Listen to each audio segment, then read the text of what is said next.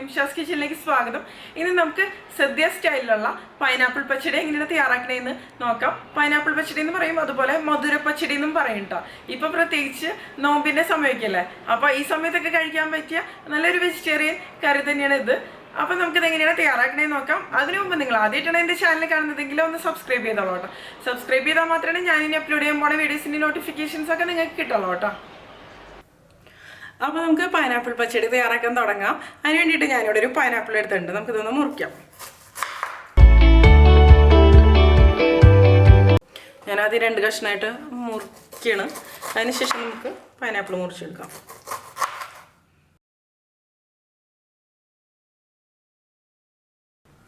ഇതിൻ്റെ ഈ ഒരു പോർഷനില്ലേ, അതൊക്കെ മാറ്റാം കേട്ടോ. ഇപ്പം ഞാൻ ഈ 2 കഷ്ണം പൈനാപ്പിളും ഇതുപോലെ മുറിച്ചെടുത്തിട്ടുണ്ട്. പിന്നെ നമ്മൾ ഇതിൻ്റെ ഈ നടുവിലുള്ള ഒരു കട്ടി കൂടിയ ഭാഗമില്ലേ, ഇത് ഞാൻ ഉപയോഗിക്കണില്ല, അത് ഞാൻ മുറിച്ച് മാറ്റി തന്നെയാണ് കേട്ടോ.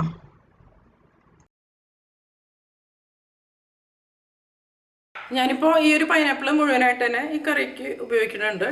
അതിനുശേഷം ഇതുപോലെ നല്ല ചെറുതായിട്ട് തന്നെ ഒന്ന് മുറിച്ചെടുക്കാം നമുക്ക്. അതായത് നല്ല ചെറിയ കഷ്ണങ്ങളായിട്ടാണ് ഞാനത് മുറിച്ചെടുക്കുന്നത്.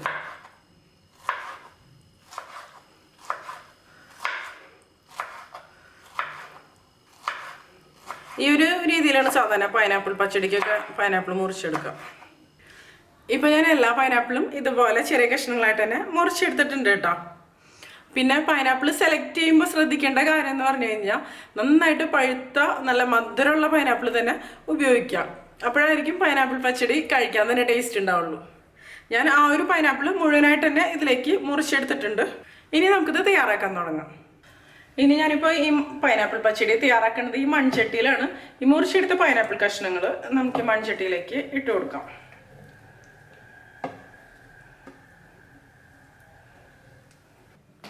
ഇതിലേക്ക് ഇനി ആവശ്യത്തിനുള്ള ഉപ്പ് ചേർത്ത് കൊടുക്കാം. ആദ്യം നമുക്ക് കുറച്ച് ഉപ്പ് ചേർക്കാം. മുളക് പൊടി 1/2 ടീസ്പൂൺ അളവിലാണ് ഞാൻ ചേർക്കണത്.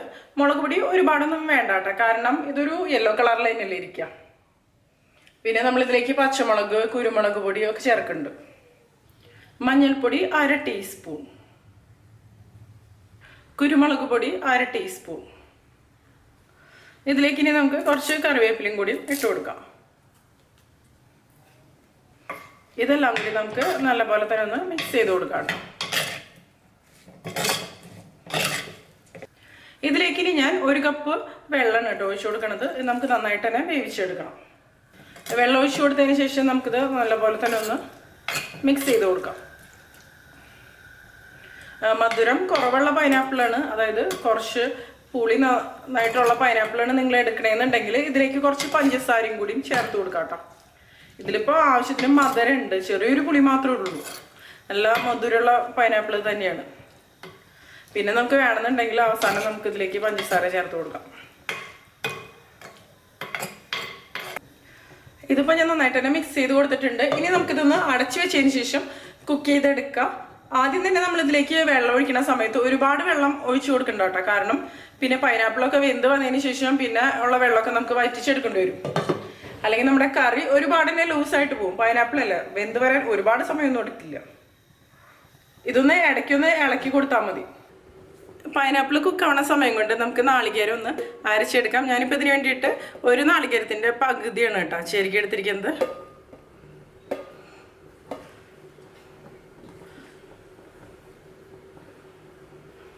ഇത് ഞാനൊരു മിക്സിയുടെ ജാറിലേക്ക് ഇട്ട് കൊടുത്തിട്ടുണ്ട്. ഇനി ഇതിലേക്ക് നമുക്ക് പച്ചമുളക് ഇട്ട് കൊടുക്കാം. ഞാനിപ്പോൾ 2 വലിയ പച്ചമുളക് ചേർത്ത് കൊടുക്കേണ്ടത് നമ്മുടെ എരിവിനനുസരിച്ച്. പിന്നെ ഇതിലേക്ക് ഞാൻ 1/4 ടീസ്പൂൺ കടുകാണ് കേട്ടോ ചേർത്ത് കൊടുക്കുന്നത്. കടുക് കൂടുതൽ അളവിൽ വേണമെന്നുണ്ടെങ്കിൽ നിങ്ങൾക്ക് ഒരു 1/2 ടീസ്പൂണൊക്കെ വരെ ചേർത്ത് കൊടുക്കാം കേട്ടോ. എനിക്ക് ഒരുപാട് കടുക് അരയ്ക്കണത് ഇഷ്ടമല്ല, അത് കാരണം ഞാൻ 1/4 ടീസ്പൂൺ മാത്രമാണ് ചേർത്ത് കൊടുക്കണുള്ളൂ. പിന്നെ ഞാൻ ഇതിലേക്ക് 1/4 ടീസ്പൂൺ ജീരകം കേട്ടോ ചേർത്ത് കൊടുക്കുന്നത്. ജീരകം എന്ന് പറയുമ്പോൾ ക്യുമിൻ സീഡ്സ്, അതായത് നല്ല ജീരകം, ചെറിയ ജീരകം എന്നൊക്കെ പറയണത്. ജീരകവും 1/2 ടീസ്പൂൺ അളവ് വരെ നമുക്ക് ചേർത്ത് കൊടുക്കാം. ഇതിലേക്ക് ഞാൻ ഇനി 1/4 ടീസ്പൂൺ അളവിൽ കുരുമുളക് പൊടി ചേർക്കുന്നുണ്ട്. ഇതിലേക്ക് ഇനി ആവശ്യത്തിന് വെള്ളം ഒഴിച്ചിട്ട് നമുക്കിത് നല്ല പേസ്റ്റ് പോലെ അരച്ചെടുക്കാം. ആദ്യം കുറച്ച് വെള്ളം ഒഴിച്ച് കൊടുത്താൽ മതി കേട്ടോ, അപ്പോഴാണ് നല്ലപോലെ തന്നെ അരഞ്ഞ് കിട്ടുള്ളൂ. ഇതിനൊന്ന് തുറന്ന് നോക്കാം. പൈനാപ്പിൾ കണ്ടിട്ടില്ലേ ഒരുവിധം കുക്കായിട്ട് വന്നിട്ടുണ്ട്. ഒന്നും കൂടി അടച്ചു വെച്ച് കുക്ക് ചെയ്തെടുക്കാം. ഇതിന് നമുക്കൊന്ന് തുറന്നു നോക്കാം. ഇപ്പോൾ കണ്ടില്ലേ പൈനാപ്പിൾ നല്ലപോലെ തന്നെ കുക്കായിട്ട് വന്നിട്ടുണ്ട്. പൈനാപ്പിൾ നന്നായിട്ട് തന്നെ വെന്ത് വരുന്നുണ്ട്. അപ്പോഴാണ് പൈനാപ്പിൾ പച്ചടി കഴിക്കാൻ തന്നെ ടേസ്റ്റ് ഉണ്ടാവുള്ളൂ. ഞാനിപ്പോൾ നാളികേരം നല്ലപോലെ തന്നെ അരച്ചെടുത്തിട്ടുണ്ട്. ഈ അരച്ചെടുത്ത നാളികേരം ഈ പൈനാപ്പിൾ കഷ്ണങ്ങളിലേക്ക് ചേർത്ത് കൊടുക്കാം.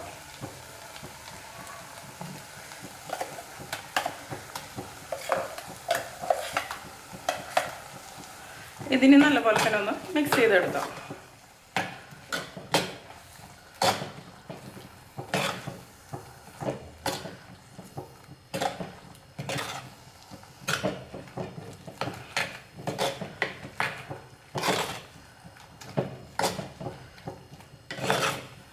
ഇനി നാളികേരത്തിൻ്റെ പച്ചമണക്കൊന്ന് മാറി വരട്ടെ.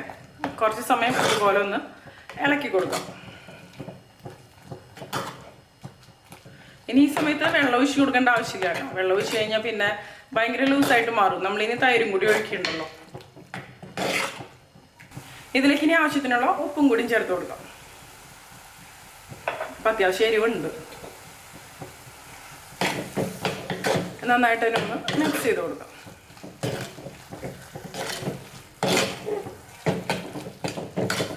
ഇനി ഞാനിതിലേക്ക് ചേർത്ത് കൊടുക്കുന്നത് തൈരാണ് കേട്ടോ. തൈര് ഇതുപോലെ കട്ടകളൊക്കെ മാറ്റിയതിന് ശേഷമാണ് നമ്മൾ ചേർത്ത് കൊടുക്കേണ്ടത്.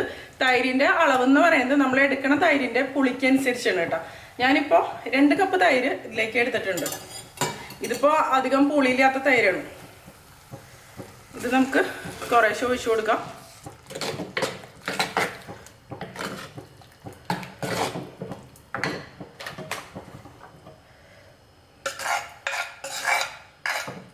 ആദ്യം ഒരുപാട് അളവിൽ ഒഴിച്ചു കൊടുക്കണ്ട കേട്ടോ. ആദ്യം കുറച്ച് ഒഴിച്ചു കൊടുത്തിട്ട് നോക്കിയതിന് ശേഷം വേണമെന്നുണ്ടെങ്കിൽ മാത്രം ഒഴിച്ചു കൊടുത്താൽ മതി.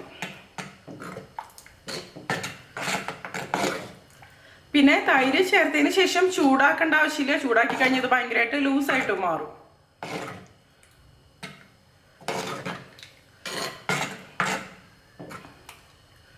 അതായത് തിളപ്പിക്കണ്ടെന്നാണ് ഉദ്ദേശിക്കുന്നത്. ജസ്റ്റ് ഒന്ന് ചൂടായിട്ട് വന്നാൽ മതി. ഞാൻ ഫ്ലെയിം ഓഫ് ചെയ്ത് കൊടുത്തിട്ടുണ്ട്. ഇനി ഇതിലേക്ക് ഞാൻ കുറച്ച് പഞ്ചസാര ചേർത്ത് കൊടുക്കണം. ഇപ്പോൾ ടേസ്റ്റ് ചെയ്ത് നോക്കിയപ്പോൾ മധുരം കുറച്ച് കുറവായിട്ടാണ് തോന്നുന്നത്. മധുരം ഇഷ്ടമുണ്ടെങ്കിൽ മാത്രം ചേർത്ത് കൊടുത്താൽ മതി കേട്ടോ. അല്ലാന്നുണ്ടെങ്കിൽ ചേർക്കേണ്ട ആവശ്യമില്ല. ഞാനിപ്പോൾ 1.5 ടേബിൾ സ്പൂൺ പഞ്ചസാര ഇതിലേക്ക് ചേർത്തിട്ടുണ്ട്. പൈനാപ്പിൾ പച്ചടി എന്നൊക്കെ പറയുമ്പോൾ കുറച്ച് മധുരം രസത്തിലല്ലേ ഇരിക്കാം. താല്പര്യമില്ല എന്നുണ്ടെങ്കിൽ സ്കിപ്പ് ചെയ്യാം. നന്നായിട്ടൊന്ന് മിക്സ് ചെയ്ത് കൊടുക്കാം.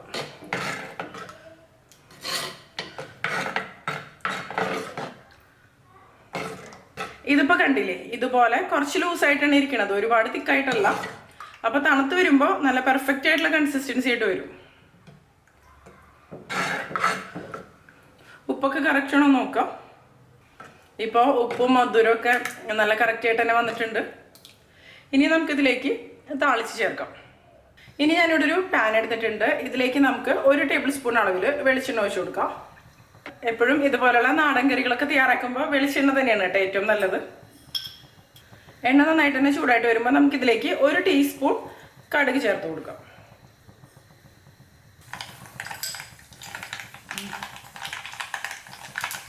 പിന്നെ ഇതിലേക്ക് കുറച്ച് ഉലുവ ചേർത്ത് കൊടുക്കുക. അതായത് ഒരു 2 നുള്ളു മതി കേട്ടോ.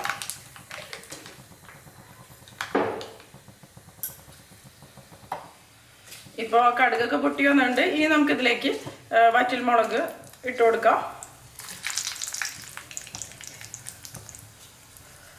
പിന്നെ കറിവേപ്പിലയും കൂടി ചേർത്ത് കൊടുക്കാം.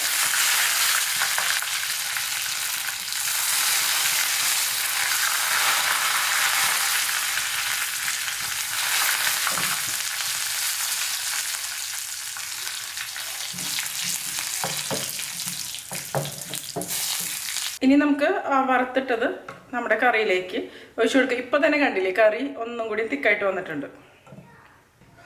ഇത് നമ്മുടെ കറിയിലേക്ക് ഒഴിച്ചു കൊടുക്കാം.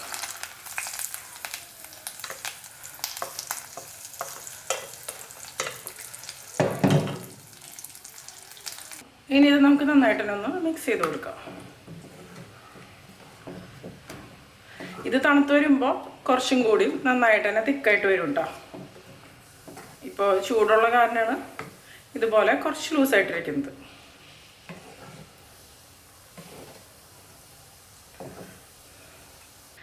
ഇപ്പോൾ കണ്ടില്ലേ, ഇതിപ്പോൾ ഞാൻ നന്നായിട്ട് തന്നെ മിക്സ് ചെയ്തെടുത്തിട്ടുണ്ട്. ഇത് തണുക്കുമ്പോൾ ഒന്നും കൂടി തിക്കായിട്ട് വരും കേട്ടോ. ഇതിനിപ്പോൾ മധുരവും പുളിയും അതുപോലെ അത്യാവശ്യം എരിവും ഒക്കെ ഉണ്ട്, എല്ലാം ഉള്ളൊരു കറി തന്നെയാണ്. അപ്പോൾ എല്ലാവരും ഉണ്ടാക്കി നോക്കിയിട്ട് നിങ്ങളുടെ അഭിപ്രായങ്ങളൊക്കെ ഒന്ന് പറഞ്ഞോളൂ കേട്ടോ. നിങ്ങൾക്ക് എൻ്റെ വീഡിയോ ഇഷ്ടമാവുകയാണെങ്കിൽ നിങ്ങളുടെ ഫ്രണ്ട്സിനും ഫാമിലിക്കൊക്കെ ഒന്ന് ഷെയർ ചെയ്ത് കൊടുത്തോളൂ കേട്ടോ. പിന്നെ ലൈക്ക് ചെയ്യുക, അതുപോലെ നിങ്ങളുടെ അഭിപ്രായങ്ങളൊന്ന് കമൻറ്റ് ചെയ്തോളൂ കേട്ടോ. അപ്പോൾ മറ്റൊരു അടിപൊളി റെസിപ്പി ആയിട്ട് വീണ്ടും ഞാൻ